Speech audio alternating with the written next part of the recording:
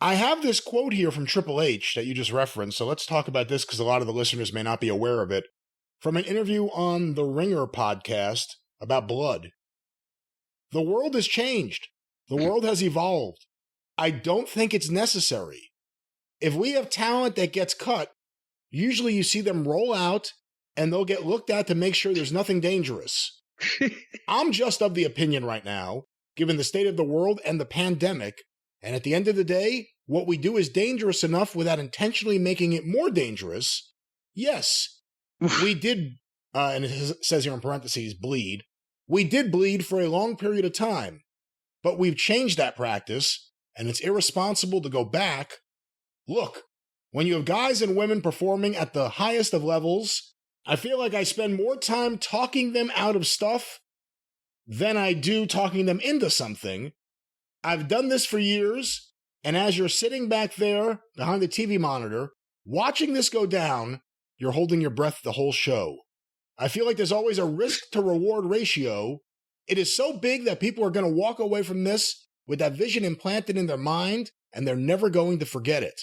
Because if you are risking your health and your longevity in your profession over that spot, over that moment, it needs to be worth it. So I've talked people out of doing these things because sometimes I'm like, look, be honest, it's just a spot. So there's some... Well, I agree with some of that, but he's started answering one question and gone into answering another one. Triple H knows wrestling. He's been a wrestling fan. He's been in the business a long time, so he knows that what he was saying about blood is caca. He has to say that because they're a publicly traded company, and they're not going to be allowed to do that. And he has to act like it's their choice because it's something you shouldn't do. He knows as well as anybody else who's been in the wrestling business any amount of time knows that no, that's the last thing you want to say is we're never going to have blood. Because blood is called for in certain circumstances. Blood is necessary in certain circumstances. Blood will kick something up to the next level or sell you some tickets in certain circumstances. Not when it's overdone or when it's done by the wrong people or it's done in such a manner that you can tell how it's being done and it's not real and a byproduct of the match or the fight. That's when it's detrimental. But when it's in a main event position and an angle or a blow-off match or whatever the case, yes, it's not only necessary, sometimes, as in the case of a War Games or a cage match blow-off, it's almost required. But you need to have people that can do it and do it convincingly instead of out in the open and fucking know what they're doing, and then it adds.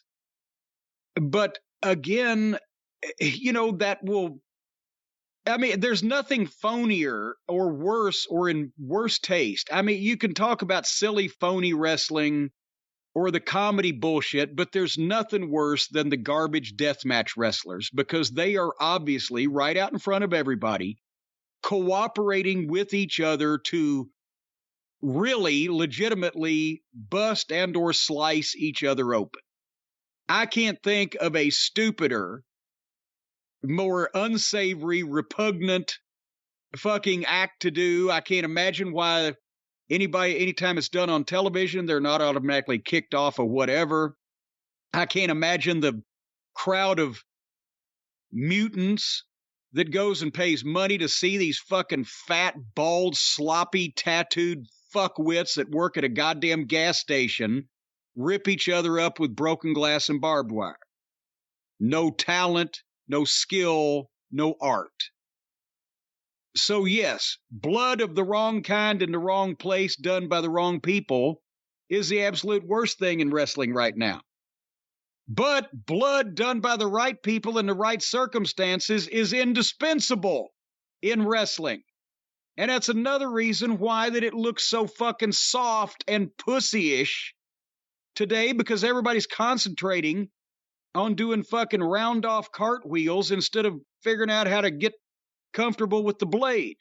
So, if Triple H really wanted to talk people out of doing dangerous shit that's detrimental to their career and that they shouldn't have happening on television, then I would suggest immediately make 2 rules. Number 1, every fucking show that we do from now on, one guy is going to bleed.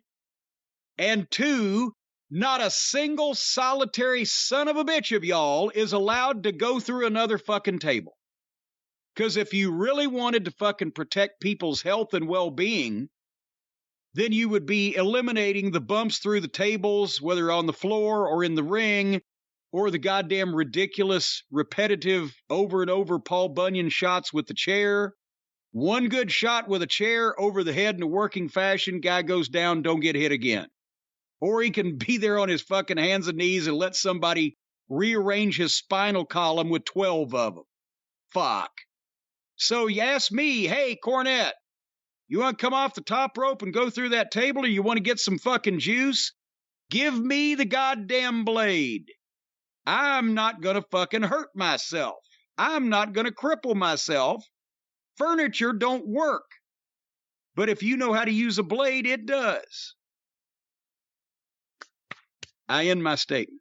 All right. Well, let's continue with another. And there's a lot of people that would think that, oh my God, he's cutting himself with a razor blade. That's horrible. He could die and it could be fucking forever maimed or whatever. No, try taking a goddamn superplex off a top rope through the fucking table onto the goddamn concrete floor with 3 flying Mexicans and a fucking zebra landing on top of you. And then tell me what's more dangerous. Give me the fucking blade every time. I was not a big juice getter, but having a choice of one or the other, I'll pick the fucking juice.